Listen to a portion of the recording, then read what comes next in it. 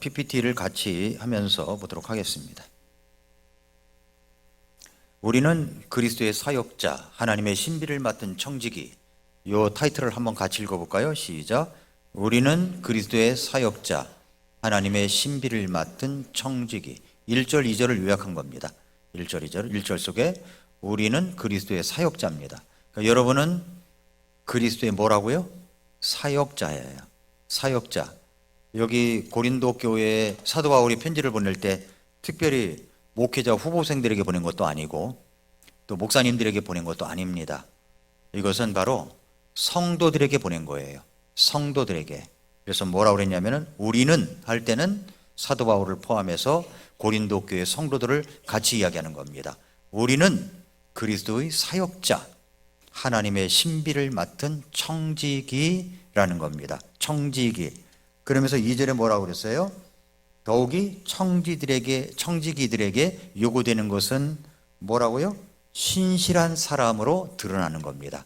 그러니까 청지기는 어떤 사람으로 드러나야 되느냐? 신실한 사람으로 드러나야 되는 겁니다. 신실한 사람. 제가 왜 이런 얘기를 하냐면 우리 교회가 이제 내년 3월서부터 3년 정도로 해가지고서 이제 이 건물을 다시 짓습니다. 이제 순서대로 한다면 이제 그렇습니다. 예, 이거 바꿔줘도 됩니다. 그런데 제가 이렇게 따져봤어요. 아무래도 28년도가 되지 않을까 이렇게 생각이 들어요. 28년도에 우리가 들어오게 되면 그때가 우리 교회 한 50주년쯤 되는 해가 아닌가. 50주년 해입니다. 그래서 50주년 해에 맞춰서 모든 것이 다 세팅이 됐으면 좋겠다. 이렇게 이제 생각이 들었어요. 그러면 우리는 그때까지 어떤 것을 해야 되느냐면은 우리는 위기에 강한 사람들, 어떤 과도기 시대에 더 강한 사람들이 되어서 더 똘똘 뭉쳐가지고 하나님이 기뻐하시는 일에 더 집중돼서 해야 된다는 겁니다. 그래야만 하나님께서 우리를 축복해 주십니다. 이것은 좀 비공개적인 이야기인데 이상하게 우리가 건축을 한다고 하니까 우리 교회 성도님들 가운데서도 그런 분이 계시지만은 외부에서 헌금을 해 주시는 분이 계세요. 그래서 오늘 어떤 분이 2번에 걸쳐서 해 주셨다는 거예요. 한 번은 1,000만 원, 또 하나는 800만 원 이렇게 보내주셨다는 거예요. 그래서 참 너무 이제 하나님께 감사를 드리고 있습니다. 그래서 제가 목표하는 금액이 있어요. 내가 이성희 자매한테 대만 이야기해 줬어요. 제가 목표하는 금액이 있거든요. 근데 금액을 하나님이 분명히 채워주실 것이다. 저는 그렇게 믿고 움직입니다. 그러니까 보이지 않는 것들의 증거라고 그랬잖아요. 믿음은. 그러니까 보이지 않지만 저는 이루어진 것처럼 보고 그리고 이제 저는 행동을 합니다. 하나님께서 우리 교회 분명히 저는 축복해 주실 것이라고 믿습니다. 왜냐하면 교회가 무슨 일을 한다 그러면 이게 소극적이면 이게 뒤로 빠질 수가 있거든요. 근데 우리 교회 성도님들 가운데는 그런 사람이 단 한 사람도 보이질 않아요. 전부 다 함께 하려고 하고 어떻게 하면 정말 그 짐을 나누어질까 이렇게 생각을 하고 그러니까 얼마나 감사한지 몰라요. 우리가 이렇게 하다가 예수님이 중간에 오시더라도 후회함이 없는 교회, 이런 교회를 만들어가고 싶은 마음이 있습니다.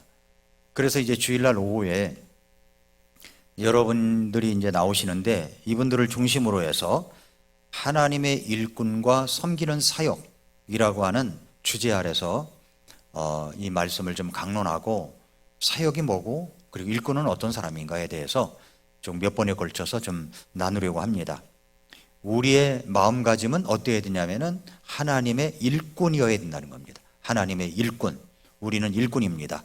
일꾼이에요. 뒤로 빠지면 안 되고 여러분에게 오늘 말씀에도 그랬잖아요. 우리는 그리스도의 사역자요. 하나님의 신비를 맡은 청지기라고 그랬습니다. 청지기라고 그랬어요. 그래서 제가 참고하는 책이 뭐냐면은 여기 나와 있는 거 그다음 거 보세요. 하나님의 일꾼과 사역이라고 하는 워런 우여스비 목사님이 쓴 책이에요. 근데 워런 우여스비 목사님은 목회자의 목회자라고 불러요. 목회자의 목회자.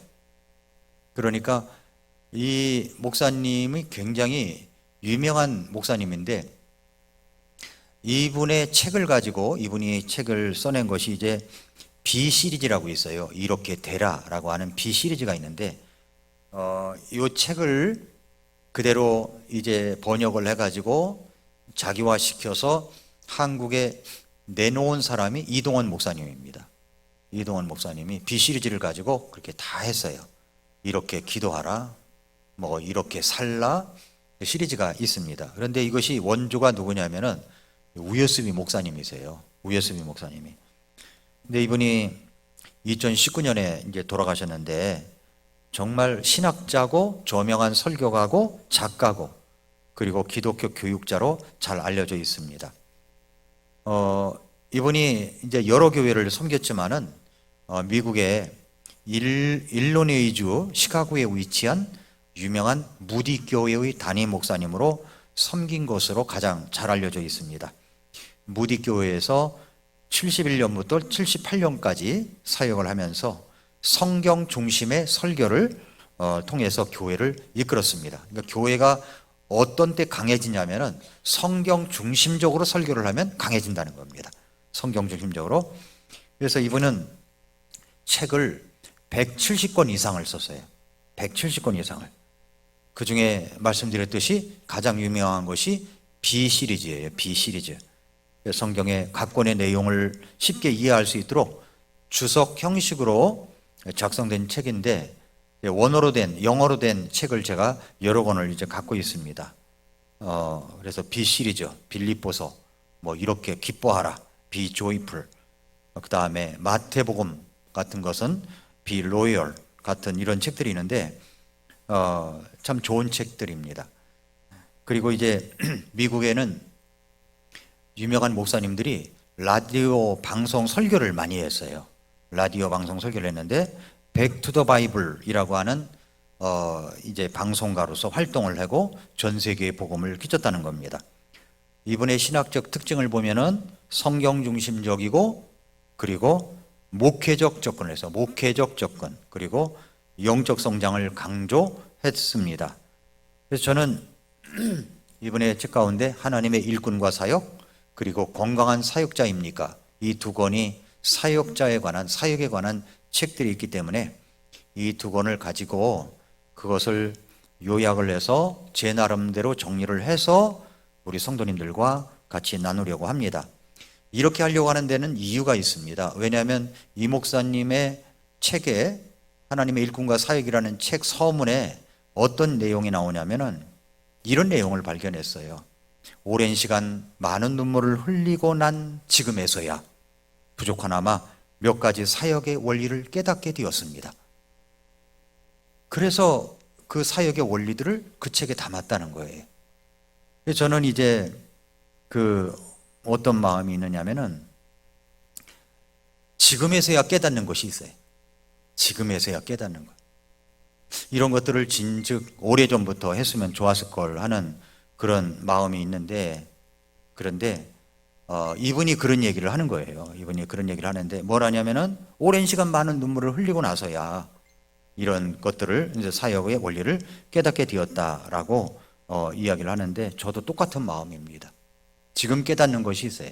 지금 깨닫는 것이. 그래서 이 원리들을 공감하면서 여러분들과 함께 이런 사역의 원리들을 함께 이제 나눠보려고 합니다. 자, 그러면 첫 번째, 사역이란 뭐냐는 거예요. 사역이란 무엇인가? 그 사역이란 무엇이냐? 거기에 나와 있습니다마는 사역이란, 사역의 정의가 나와 있죠. 그 사역의 정의를 한번 같이 읽어보겠습니다. 시작. 무한하신 하나님의 자원을 긍휼이 넘치는 사람들을 통해 사람들의 필요를 채워 하나님께 영광을 올려드리는 일, 이렇게 되어 있어요. 사역의 정의가 그렇습니다.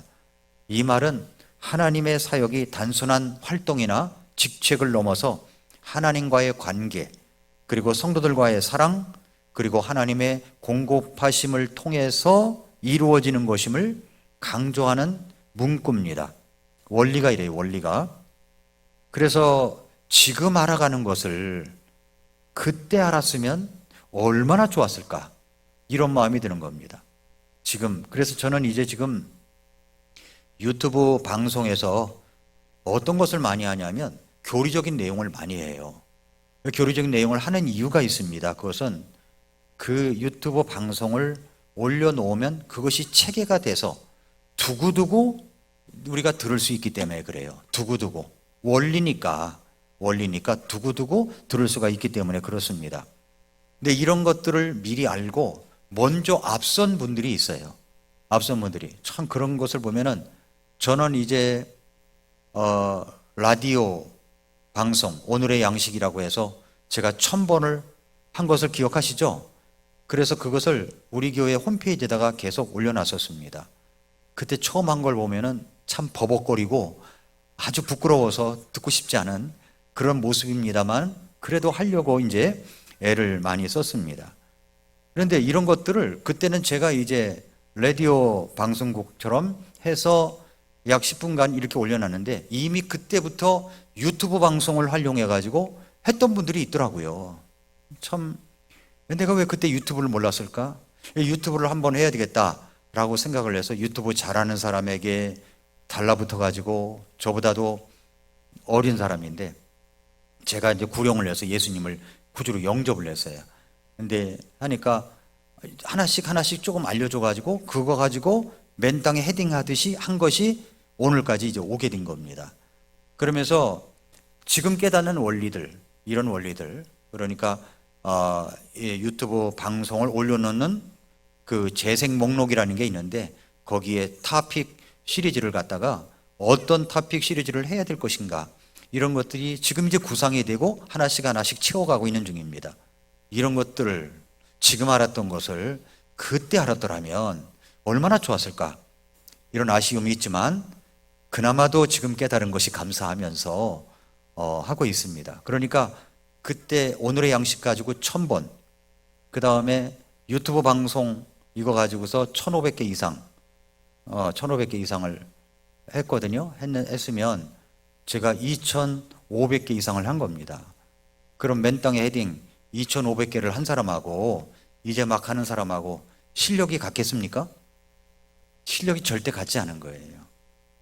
지금이라도 할 수 있어서 감사하고, 그래서 하나하나 이렇게 구축해 나가고, K-바이블 칼리지 우리 교회에서 하는 이유도 바로 그런 이유에서 하는 겁니다.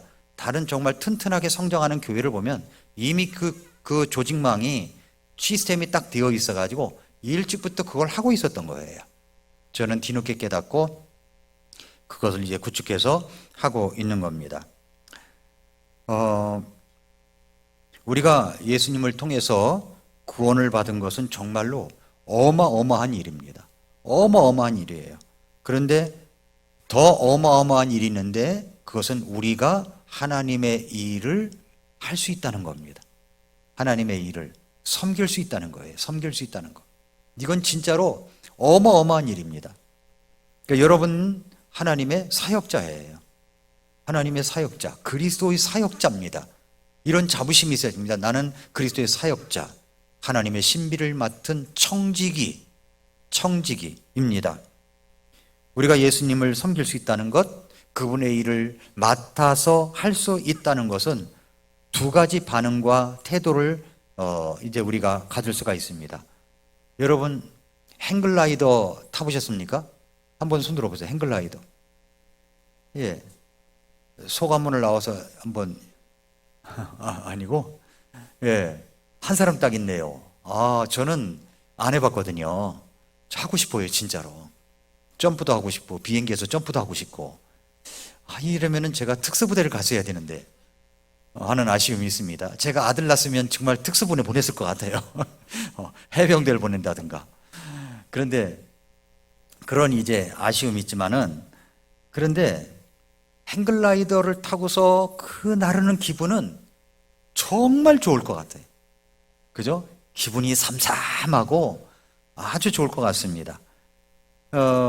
아직 저는 타보진 않았지만은 사역이라고 하는 것은 두 가지라는 거예요. 두 가지. 둘 중에 하나라는 거예요. 하나는 행글라이더를 타고 하늘로 솟구쳐 오를 때 느끼는 그 희열 같은 것. 이것이냐, 또 하나는 성지순례 중에 고린도에 갔을 때, 우리 가셨던 분 기억나는가 몰라요? 고린도에 갔을 때 아크로코린토스 산이 있었어요. 아크로코린토스 산 있었는데 그 산은 시지프스의 산이라고 하면서 설명을 들은 적이 있습니다. 무슨 이야기냐면 시지프스가 자신의 교활함으로 인해서 여러 번 신들을 속이고 죽음을 피하려 했던 인간인데, 이로 인해서, 이거 그냥 신화적인 이야기입니다, 제우스의 분노를 사게 됐다는 겁니다. 그래서 형벌로 인해서 거대한 바위를 산 정상까지 밀어 올리도록 명령을 받았어요. 그리고 바위는 정상에 도달했다 하면 밑으로 또 굴러 떨어지는 거예요. 그러면 또 다시 올리라고 그래서 또 올려가는 겁니다. 그럼 또 굴러 떨어져요? 또 올려요? 이 일을 반복하니까 얼마나 힘이 들겠습니까? 힘이 들겠죠? 그 사역이라는 것이 그거라는 겁니다. 하나는 행글라이더를 타고 솟구쳐 오르는 희열 같은 것이냐, 아니면 시지프스가 바위를 힘을 들여서 올렸더니 다시 굴러 떨어졌는데 또 올리라고 그래서 또 힘들여가지고 신경질 내고 화도 내면서 올렸더니 또 내려가고, 이런 것이냐 하는 겁니다. 어떤 걸까요? 어떤 걸까요? 그렇지만 그 일이 어렵게만 느껴지고, 혹은 우리가 얼마나 자주 그 일을 그만두고 싶든지 간에, 만약에 하나님이 가르쳐 주신 하나님의 말씀과 그리고 방법을 따르기만 한다면 하나님의 사역을 기쁨으로, 어떻게? 행글라이더 타고 솟구쳐 오르는 희열 같은 기분을 느끼면서 할 수 있다는 겁니다. 너무 놀랍잖아요? 우리는 다 그리스도의 사역자예요. 믿습니까? 한번 따라서 봅시다. 나는 그리스도의 사역자. 옆에 사람에게 당신은 그리스도의 사역자. 근데 사역자면은 어떻게 하겠어요? 시지프스처럼 바위를 막 기꺼이 올라갔다니 힘들어 죽겠네, 피곤해 죽겠네, 맨날 왜 이 모양이야, 그렇게 하면서 또 굴러 떨어지니까 또 다시 올라가고 그 다음 주에도 또 올라가고, 이런 사람이 되겠습니까? 아니면 행글라이더 타고 막 솟구쳐 오르는 희열 같은 야오 외치면서 막 이런 사람이 되겠습니까? 어떻게 해야 되느냐는 거죠. 그래서 우리는 하나님의 말씀의 사역의 원리와 방법만 따르면 하늘을 솟구쳐 오르는 그러는 희열, 그런 것을 우리가 가질 수가 있다는 겁니다. 로마의 속담 중에 항해사가 자신이 어떤 항구로 가야 할지 모르고 있다면 불어오는 바람도 순풍이 아니다 라는 말이 있어요. 사역이라고 하는 것은 방법에서만 찾으려고 할 때 우리가 어려움들이 반복되는 것을 우리가 확인할 수가 있습니다. 저는 이제라도 이제 사역의 원리들을 바로 깨달아 정말 제대로 가르칠 수 있으니까 너무 감사한 겁니다. 워런 위어스비는 이렇게 말했습니다. 이분도 오랜 시간 동안 사역의 원리를 깨우치기 위하여 눈물로 지낼 때가 정말 많았다고 하는데, 그러면서 이렇게 말했습니다. 방법은 많습니다. 그러나 원리는 적습니다. 방법은 언제나 변합니다. 그러나 원리는 결코 변하지 않습니다. 이렇게 이야기를 했어요. 우리가 하나님의 사역을 하고 섬기기 위해 다양한 방법들이 필요한 것은 사실이지만, 중요한 것은 그 방법들의 밑바닥, 그러니까 기초에는 어떤 원리가 뒷받침될 수가 있어야 한다는 겁니다. 원리가. 그 원리들을 이해하지 못한 채 방법들만 매달리고 사역을 한다면 모든 것이 짐스럽게만 느껴지는 겁니다. 가장 기본적인 사역의 원리들을 우리는 이해해야 됩니다. 빌립보서 2장 13절에 보면은 자신의 선한 기쁨에 따라 너희 안에서 일하사 원하게도 하시고 행하게도 하시는 분은 하나님이시니라. 내 안에서 원하게도 하시고 행하게도 하시는 분이 하나님이십니다. 그러므로 우리는 사역의 원리들을 잘 알아야 됩니다. 자, 원리가 뭐라고 그랬어요? 무한하신 하나님의 자원을 긍휼이 넘치는 사람들을 통해 사람들의 필요를 채워 하나님께 영광을 올려드리는 일이다 라고 하는 겁니다. 이게 이제 원리예요. 사역의 원리. 그러면 이 원리를 한번 적용해 볼까요? 한번 사도행전 3장 1절부터 10절을 열어보세요. 사도행전 3장 1절부터 10절.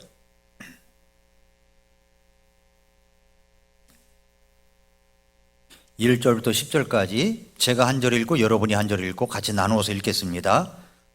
사도행전 3장 1절부터 10절을 제가 한 절 읽고 여러분이 한 절 읽고 그래서 같이 읽겠습니다. 한편 9시 기도 시간에 베드로와 요한이 함께 성전으로 올라갈 때에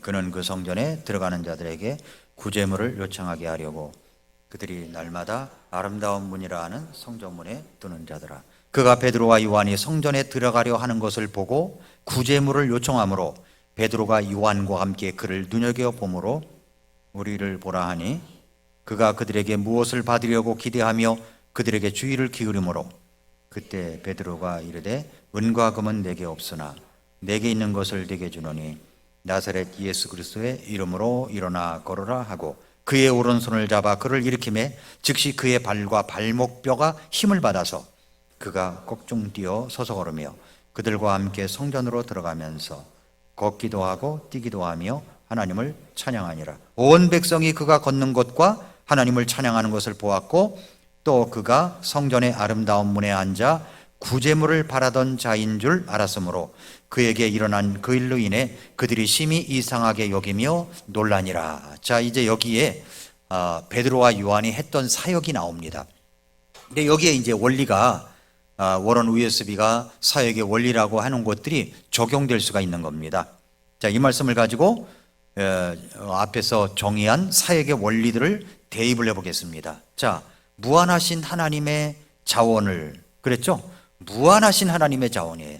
하나님의 자원은 무한하신 겁니다. 하나님의 능력과 자원은 무한합니다. 무한해요. 자, 모태에서부터 불구로 태어난 사람이 등장하는데 이 사람은 육체적으로 불구였고 영적으로도 죽은 사람이었어요. 이런 사람을 고치는 기적이 일어났습니다. 기적이 일어났어요. 하나님의 자원의 능력은 무한하다는 겁니다. 그렇죠? 놀라운 능력이잖아요. 그러니까 무한하신 하나님의 자원을 가지고 썼더니 이렇게 사람이 걷고 뛰고 그리고 생명이 살아나는 역사가 일어났습니다. 자, 긍휼이 넘치는 사람을 통해 그랬습니다. 베드로와 요한이 구걸하는 사람을 보았습니다. 눈여겨보았다고 하는 것은 단순히 바라보았다는 말이 아니라 집중적이고 의도적이며 사랑과 관심을 담은 시선으로 보았다는 겁니다. 아침에 나인이라고 하는 마을에 예수님이 그녀를 보고 오라고 한 것처럼 본 것이 그냥 지나치듯이 본 것이 아니라 아주 관심 있게 집중적으로 봤다는 똑같은 단어입니다. 사역자가 우리가 사람들을 볼 때 어떻게 봐야 되느냐는 거죠. 어떻게 봐야 되느냐? 영적 관점과 그리고 하나님의 역사하심을 기대하는 믿음의 태도로 봐야 된다는 거죠. 그냥 보는 게 아니라 눈여겨봐야 되는 거예요. 집중적으로 봐야 된다는 겁니다. 어떤 일을 할 때 베드로와 요한은 주님의 긍휼과 사랑이 넘치는 사람이었습니다. 그러니까 긍휼이 넘치는 사람을 통해 그렇게 눈여겨보고 긍휼이 넘치는 마음, 그러니까 심장이 이 내장이 찢어질 듯한 그런 고통을 느끼는 마음으로 우리가 사람들을 보고 사역들을 바라봐야 된다는 거죠. 그렇게 되면 그렇게 이제 원리가 그래요. 원리가 그렇게 해가지고 그 다음에 무슨 일이 벌어졌냐면은 사람들의 필요를 채워 그랬습니다. 이 구걸하는 사람의 필요가 무엇입니까? 돈입니까? 따뜻한 밥입니까? 자동차입니까? 아파트입니까? 뭘까요? 물론 다 필요합니다만은 근본적인 필요는 아니죠. 그의 진짜 필요는 걷는 거예요. 걷는 것. 나를 걷게 해주십시오. 한 번도 이분은 그렇게 이야기한 적이 없을 거예요. 왜냐하면 자기는 불가능하다고 생각했으니까. 그런데 이 사람은 겉으로 보기에는 구걸하는 것이었지만 이 사람의 진짜 필요를 보라는 겁니다. 진짜 필요. 사람들의 필요. 그러니까 우리가 어떤 일을 할 때 사람들의 진짜 필요를 볼 줄 알아야 돼요. 진짜 필요가 뭐냐는 거죠. 그 사람이 갖고 있는 문제 속에서 진짜 필요가 뭐냐는 겁니다. 돈입니까? 어떤 무슨 뭐 필요한 물건입니까? 그 사람의 진짜 필요를 볼 줄 알아야 돼요. 진짜 필요. 그래서 진짜 필요는 걷는 것이었습니다. 걸으면 모든 것이 다 해결되죠. 걸으면. 그 다음에 이제 네 번째 원리가 뭐냐면 하나님께 영광을 올려드리는 일이다. 그래서 베드로와 요한이 뭐라고 그랬습니까? 음과 금은 내게 없지만 내게 있는 것을 가지고 내게 주는데 나사렛 예수 그리스도의 이름으로 일어나 걸어라 했습니다. 그랬더니 이 구걸하던 사람이 일어났죠. 걸어봤습니다. 그리고 뛰기도 합니다. 걷기도 하고 뛰기도 하면서 너무 기뻐한 거죠. 그리고 어디로 갔어요? 걷기도 뛰기도 하면서 자기 집으로 간 게 아니에요. 나병 환자 10명이 고침을 받았습니다. 예수님 때문에. 그런데 10명이 다 예수님께 왔습니까? 안 왔죠. 9명은 가버렸어요, 자기 집으로. 근데 한 사람만 예수님께 와서 감사를 했습니다. 자, 여기 성전 아름다운 문에서 구걸하던 이 사람은 자기가 고침을 받고 걷기도 하며 뛰기도 하면서 어떻게 했냐면 베드로와 요한을 따라서 성전으로 들어갔다는 겁니다. 너무 감사한 거죠. 그래서 어떤 일이 벌어져요? 3장 11절 이하에 보면은 이제 하나님께 영광과 찬양을 올려드렸는데 그래서 이제 사람들이 막 이것 때문에 몰려들었습니다. 그러자 베드로가 3장 11절 이하에 그들에게 뭘 하냐면 복음을 전합니다. 복음을 전해요. 그러면서 3장 19절에서 아주 유명한 구절이 나오는 겁니다. 그러므로 너희는 회개하고 회심하라. 그러면 새롭게 하는 때가 주의 앞으로 올 때 너희 죄들이 말소될 것이다 그랬습니다. 그렇게 해서 복음을 전했더니 4장 4절에 사도행전 4장 4절에 가면 5천 명쯤 되는 사람들이 믿게 되었다라고 그 결과가 나오게 된 겁니다. 그래서 하나님께 영광을 올려드린 겁니다. 그러므로 사역이란 무엇인가를 다시 한번 보면 무한하신 하나님의 자원을 긍휼이 넘치는 사람을 통해, 이 긍휼은 나의 긍휼이 아니에요. 하나님처럼 느끼는 긍휼입니다. 하나님께서 느끼시는 느낌처럼 느끼는 긍휼을 가지고 사람들의 진짜 필요를 채워서 하나님께 영광을 올려드린 일입니다. 이것이 사역의 원리예요, 원리. 개인적인 차원에서 하나님의 무한하신 자원에 그래서 눈을 떠야 되는 겁니다. 하나님의 자원은 무한해요. 자원은 무한해요. 나중에 이제 그 이유가 나옵니다. 긍휼의 마음을 가지고 사람들의 필요를 볼 줄 알고 돌아봐야 됩니다. 그리고 내 자신이 하나님의 강력한 자원을 흘려보내는 통로라는 거예요. 흘려보내는 통로입니다. 내가 뭐 없는 것을 만들어내 가지고 흘려보내는 게 아니에요. 하나님께서 주신 것을 가지고 흘려보내는 겁니다. 은과 금은 내게 없거니와 내게 있는 것으로 내게 주노니. 그죠? 내게 있는 게 뭐예요? 하나님의 자원이에요. 하나님께서 주신 겁니다. 이걸 가지고 흘려보내는 거죠. 그래서 결과적으로 오직 하나님 한 분에게만 영광이 돌려지도록 해야 하는 겁니다. 하나님께 영광이 들려질 때, 이것이 매 주일마다 이렇게 일어날 때 성령님께서는 하나님을 알아야만 하는 사람들에게 예수 그리스도가 전해질 수가 있고, 그래서 그 결과로 어떤 일이 벌어져요? 복음이 전해지고 5천 명쯤 되는 사람들이 예수님을 믿게 되고, 이런 결과가 일어나게 되는 겁니다. 일어나게 되는 거예요. 그러므로 사역이란 무엇인가를 다시 한번 보면 무한하신 하나님의 자원을, 내 자원이 아니에요. 누구 자원이라고요? 하나님의 자원입니다.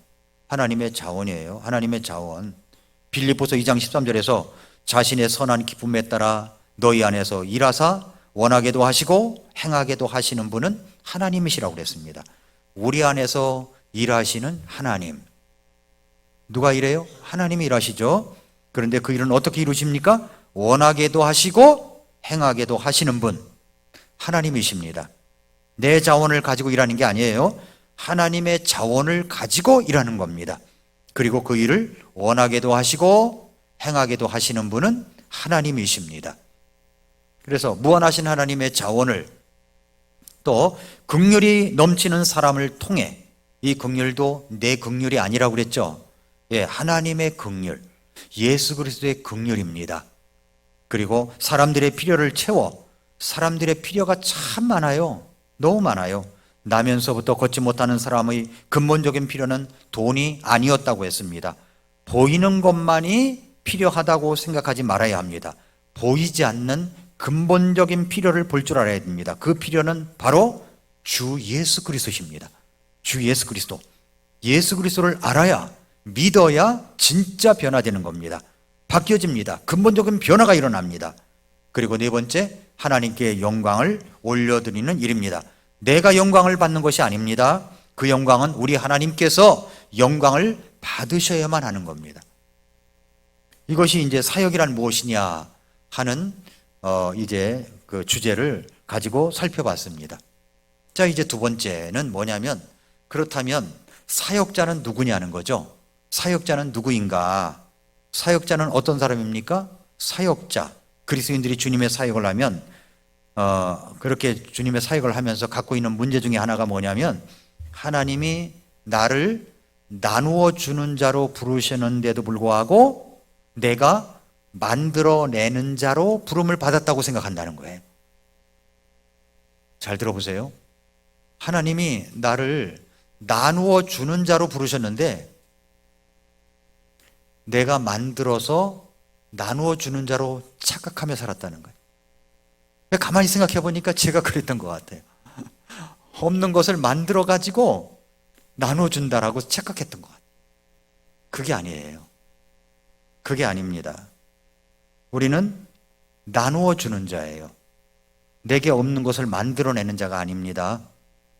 나누어 주는 자라는 말은, 이것은 영어로 이야기하면은 디스트리뷰터즈라고 합니다. 만들어내는 자는 매뉴팩처러즈라고 해요. 그러니까 무슨 말이냐면, 사역의 본질과 태도에 대한 근본적인 접근 방식이 다른 겁니다. 접근 방식이 달라요. 이 비견은 사역자가 자신의 역할과 하나님의 역할을 어떻게 이해하고 있는지, 하나님을 얼마나 의지하는지에 따라 다른 거예요. 여러분, 설교 노트에 그게 나와 있죠? 설교 노트에 그거 표가 나와 있습니다. 기본 정의가 나와 있잖아요. 나누어 주는 자는 하나님께서 이미 공급하신 자원과 은혜를 전달하는 역할을 하는 겁니다. 성경적 역할은 하나님의 청지기예요. 청지기는 하나님 것을 맡아서 관리하는 자지 자기 것을 어서 생산해내 가지고 전하는 자가 아닙니다.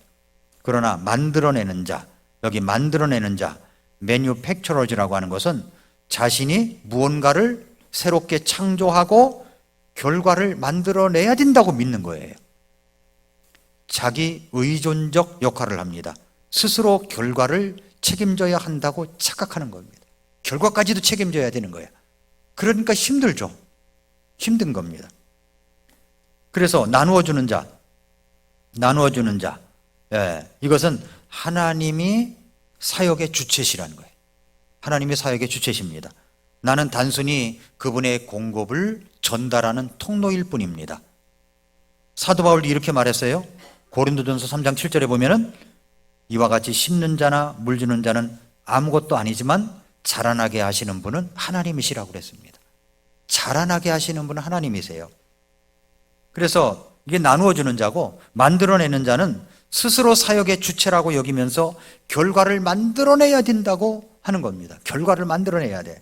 요한복음 15장 5절에 나를 떠나서는 너희가 아무것도 할 수 없느니라, 이 말씀을 간과하는 겁니다.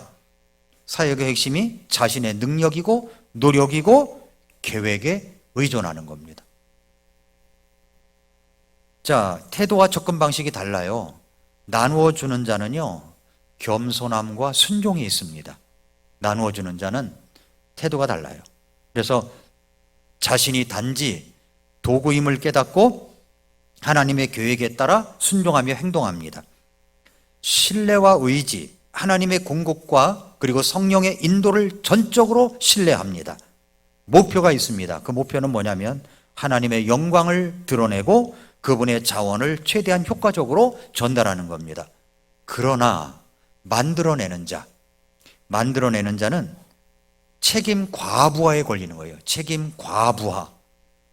모든 일을 자신의 힘으로 해결하려고 해요. 자신의 힘으로. 그래서 책임감이 너무 과도해진 거예요. 성과 중심이에요. 성과와 결과를 스스로 만들어내야 한다고 생각하면서 실패 시 좌절하거나 성공 시 교만해질 위험이 있는 겁니다. 목표는 뭐예요? 자신의 노력으로 뭔가를 이루어야 되는 거야. 뭔가를 이뤄내야 된다는 거죠. 자, 이것이 이제 태도와 접근 방식이 다르고, 그 다음에 사역의 동기가 달라요. 또 사역의 동기는 뭐냐면, 나누어 주는 자는 사랑과 섬김, 하나님과 사람들을 사랑하면서 받은 은혜를 나누는 겁니다. 청지기 정신, 하나님의 소유를 잘 관리하고 전달하는 것에 중점을 둡니다. 결과에 대해서 자유로운 겁니다. 하나님께 맡기고 맡겨진 일을 충성스럽게 감당하는 겁니다. 제가 어떤 목사님하고 이제 전화 통화를 하는데, 요즘에 아주 급부상하는 교회. 근데 뭐라고 하냐면은, 목사님, 저는요, 성도들이 말씀 싫고 자기 싫다고 그러면 다 떠나면 그냥 문 닫으면 됩니다. 이렇게 말하더라고요. 깜짝 놀랐어요. 하나님께서 뭐 떠나보는 거 문 닫으면 되지 뭐. 이렇게 생각한다는 거예요. 얼마나 자유롭습니까? 근데 이렇게 자유로운 교회가 엄청나게 또 급성장을 하는 거예요. 우리는 결과까지 책임져야 된다고 생각하잖아요. 하나님께서 하시는 거, 하나님께서. 헌신도 마찬가지입니다, 여러분. 만들어내는 자는 성과와 인정을 받아야 돼. 인정받지 못하면 또 안 돼요. 인정을 받아야 돼. 사람들에게 인정받고 자신의 성취를 증명하려는 욕구가 동기가 될 가능성이 있습니다. 스스로 부담을 많이 지죠. 결과를 만들어내야 한다는 부담감으로 인해서 스트레스와 불안을 느끼기 쉽습니다. 결과에 집착하는 거예요.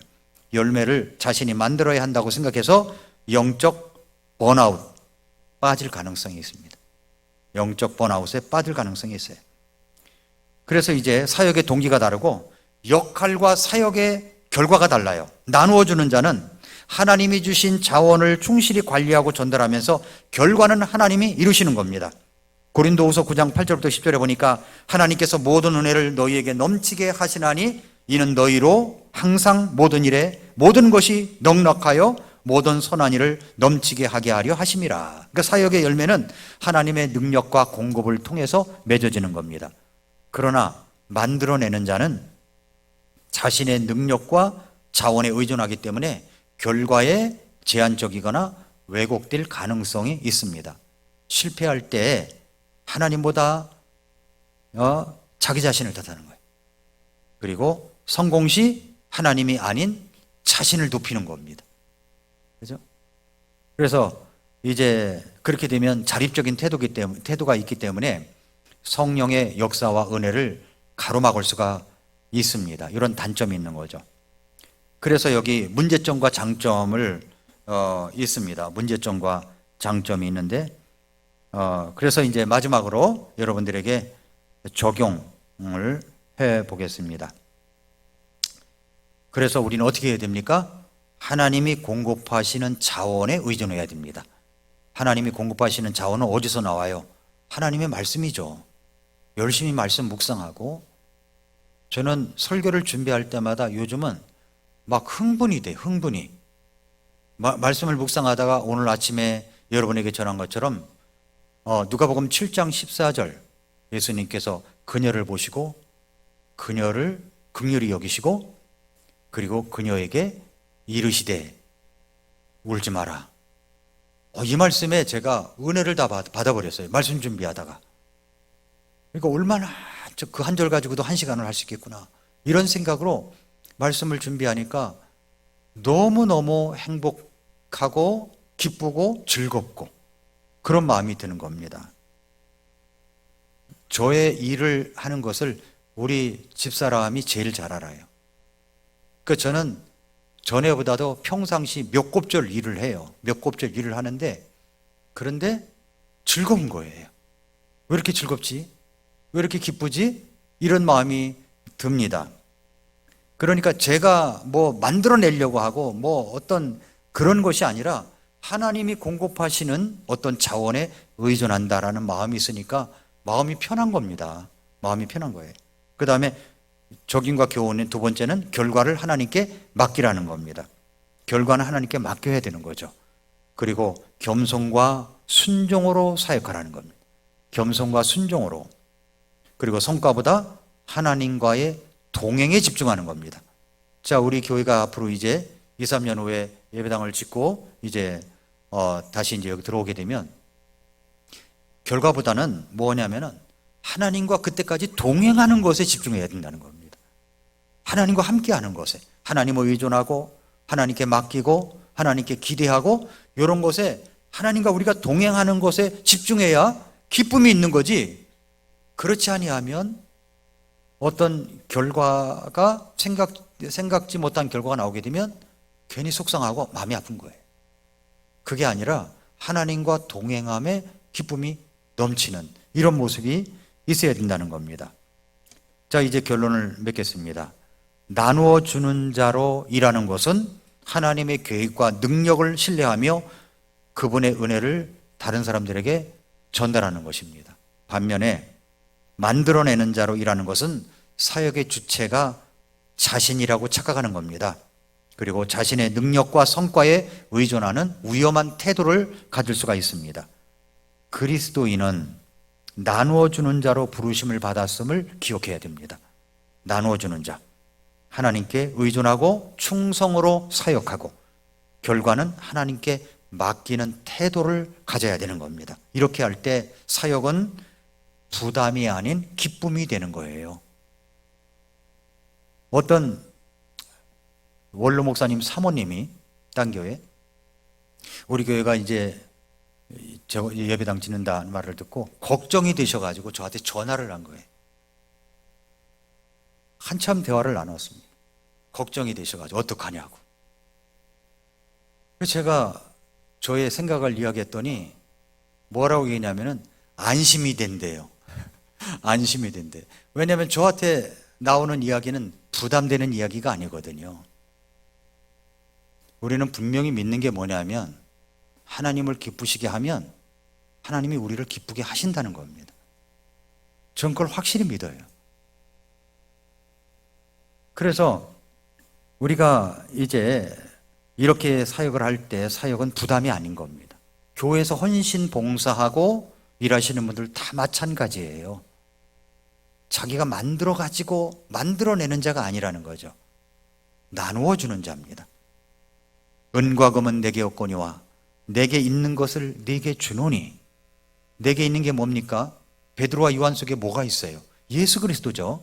나사렛 예수 그리스도의 이름으로 일어나 걸으라 한 겁니다. 그 사역에 관한은 우리는 모두 다 아무것도 없는 자, 파산한 사람들이라고 생각해야 되는 겁니다. 하나님만이 모든 부여를 다 갖고 계십니다. 사도 바울처럼 우리는 근심하는 자 같으나 항상 기뻐하고 가난한 자 같이 보이는데 많은 사람을 부유하게 하며 아무것도 없는 자 같으나 모든 것을 소유한 자. 고린도후서 6장 10절 말씀처럼 그렇게 되는 겁니다. 우리는 만들어내는 자가 아니에요. 나누어 주는 자입니다. 나누어 주는 자. 사복음서 전체에 기록된 내용 가운데 5,000명의 배고픈 사람을 먹이는 기적, 일명 오병이어의 기적이 있습니다. 5개의 빵과 물고기 2마리의 기적입니다. 예수님의 말씀을 듣기 위해서 모인 수많은 사람들, 때가 되면 모두 식사를 해야 되는데 제자들은 어떻게 할 도리가 없었습니다. 제자들은 그들을 모두 집으로 가라고 하자고 했습니다. 문제를 피하는 방법을 제안한 거죠. 그들에게는 그 모인 사람들을 향한 긍휼의 마음이 없었어요. 이대로 돌려보내면 집에 도착하기도 전에 다 쓰러질 것 같은 거죠.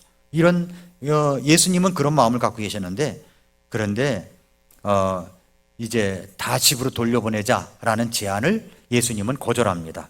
너희들이 먹을 걸 줘봐라 라고 합니다.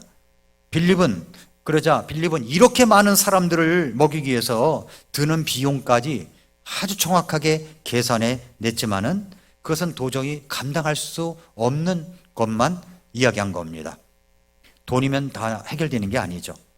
그때 안드레가 어떤 소년이 가지고 있는 물고기 2마리와 보리빵 5개를 가지고 예수님께 갖다 드렸어요. 그 아이가 먹을 분량이에요.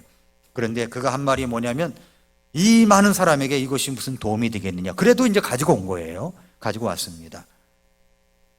이들 모두 제자들의 공통점이 뭐냐면 무언가를 만들어내려고 했었던 겁니다. 만들어내려고 했었어요. 제자들은 돈을 가져오거나 음식을 가져오거나 혹은 그 문제를 해결할 수 있는 어떤 다른 영리한 방법을 찾아내는 것이 자신들의 책임이라고 생각했던 겁니다. 예수님은 자신이 모든 것을 해결할 수 있는 분이시지만 빌립에게 이렇게 말했었습니다. 요한복음 6장 5, 6절에 보니까 그때 예수님께서 눈을 들어 큰 무리가 자기에게 오는 것을 보시고 빌립에게 이르시되 우리가 어디서 빵을 사서 이들에게 먹이겠느냐 하시니 그분께서 이렇게 말씀하신 것은 친히 행하실 것을 아셨으므로 그를 시험하려 하심이었더라. 여러분, 예수님만이 친히 어떻게 하실지를 알고 계셨습니다. 예수님이 필요한 것은 만들어내는 자가 아니라 나누어주는 그런 자들로서의 제자들이 필요했던 거죠. 예수님은 소년의 도시락을 가지고 기도하셨습니다.